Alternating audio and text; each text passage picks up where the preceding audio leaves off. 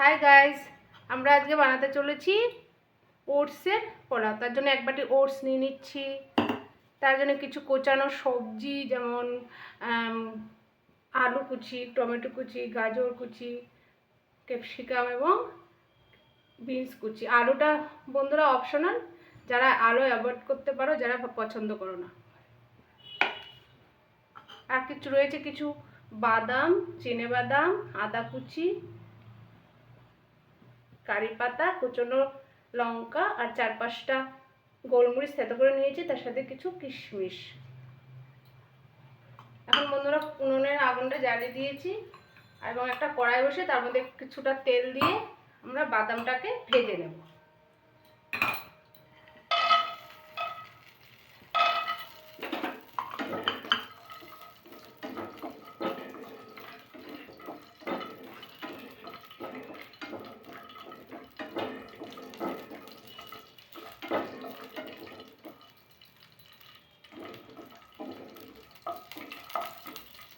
বাদামটা বন্ধুরা ভাজা হয়ে গেছে, আমগুলোকে নামিয়ে নেব একটা প্লেটের মধ্যে। একই তেলে আর খানিকটা তেল দিয়ে দেব, দিয়ে একটু আদা কুচি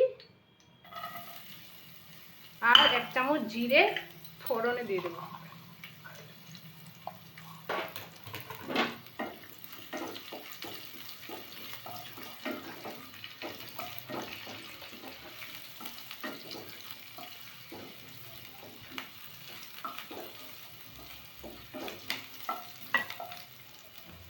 তার সাথে এড করে দেবো একটু কারি পাতা, কুচনো লঙ্কা,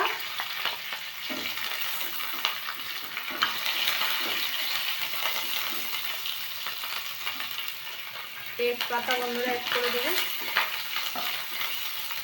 বন্ধুরা এখন আমরা পরপর কুচনো সবজিগুলো যেমন বিনস, ক্যাপসিকাম, আলু, সমস্ত সবজি এড করে দেবো।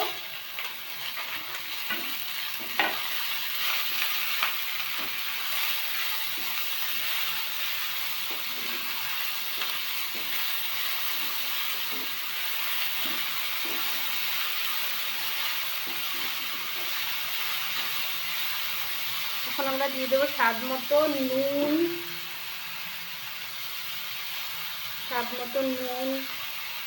এবং একটু সামান্য একটু হলুদ গুঁড়ো।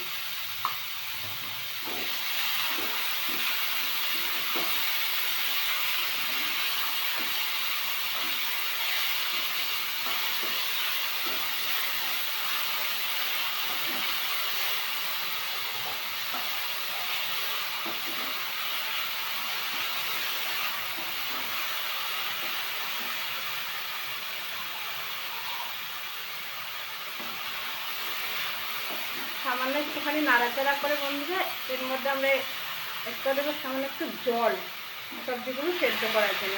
খুব বেশি না, সামান্য একটু জল অ্যাড করব।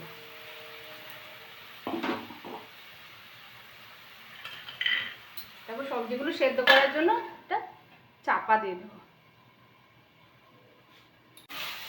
সবজিগুলো প্রায় সেদ্ধ হয়ে এসছে, তার মধ্যে অ্যাড করে দেবো গোলমরিচ গুঁড়ো আর 1 বাটি মতন ওটস।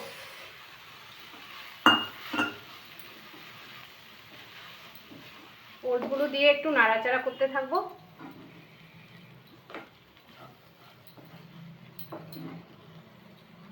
তার মধ্যে অ্যাড করে দেবো বন্ধুরা ভেজে রাখা বাদাম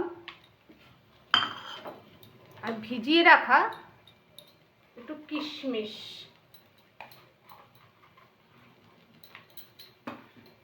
আবার একটু নাড়াচাড়া করব।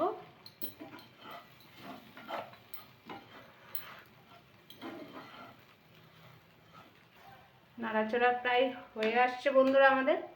আমরা এখানে অ্যাড করে দেবো স্বাদ মতো একটু চিনি।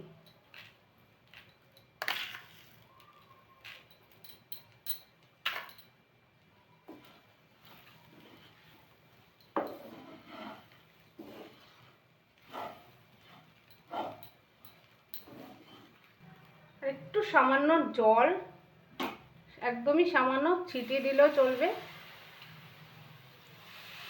দিয়ে আমরা ওটসটাকে প্রায় 10 মিনিটের মতো ঢাকা দিয়ে হতে দেব।